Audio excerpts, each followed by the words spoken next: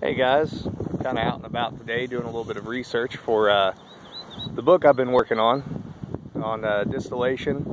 Mostly, of course, it's going to focus on, kind of my theory and my methodology. But it also focuses a little bit on Washington County history, the history of distilleries in Washington County, as well as in neighboring Orange County, mostly in the Stampers Creek area. So as I've been doing this research from time to time, I've been going out and trying to find and identify the graves of early Washington and Orange County distillers. Basically because most of those guys played a pretty important part in the history of the county. Bigger than just making a little bit of liquor. A lot of them were involved in politics and a lot of the other early stuff that was needed to settle the area. So one of the distillers whose graves that I'd never yet visited was a fellow by the name of John Fleenor. And for those of you who don't know who John Fleenor is, John was a distiller. He came here with a brother named Abraham.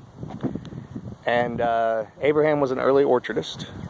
John was very, very, very well known for old rye whiskey and what they called Old Fleenor peach brandy. Now what's really cool about that is that the Fleenor peach brandy comes from a raw material that still exists in Washington County to this day, the Fleenor peach. And these peaches are just little white clingstone peaches, not a whole lot to them. Not real impressive by modern standards of fruit cultivation, but they come true from seed, and they still exist in this county. We propagate them on our farm, and we hope to one day eventually be able to do something with them legally, distilling some Fleenor peach brandy the old way. And long story short, Abraham grew the peaches in Delaney Bottoms, and John made peach brandy. As well, John ran the early militia days, the muster days here in the county. And as you can tell from our Hell's Half Acre Hellbilly Burlesque video from a couple days back, guns and liquor definitely go together, don't they? For sure. You can view that as a positive or a negative. It doesn't matter one way or the other. So anyhow, I'd never been here before. I'd never identified his grave before. It's not that people didn't know where he was.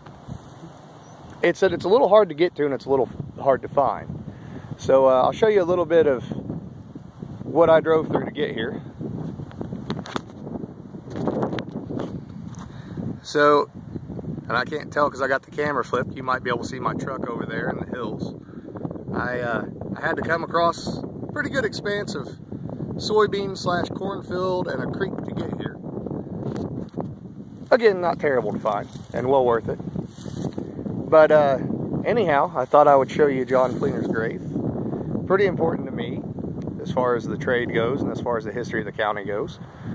And really neat. Not a whole lot to see with it, but nonetheless. So it says John Fleenor was born, and you guys might be able to see it better than I can from this side, in the year 17, and I can't really tell what the stone itself says. The history says 1771, and died in September of 1858. Pretty modest tombstone. Nonetheless, the fact that it's still standing is pretty cool. This churchyard, or this graveyard, I'm sorry, was pretty expansive by the looks of it, but it's overgrown now. There's not a lot else to see, but I'll show you around. I keep tripping over broken off field stones. Of course, the early settlers just used basic tombstones, and later you got a little fancier. But as you can see, there's one corner where there's still a nice little complex of graves.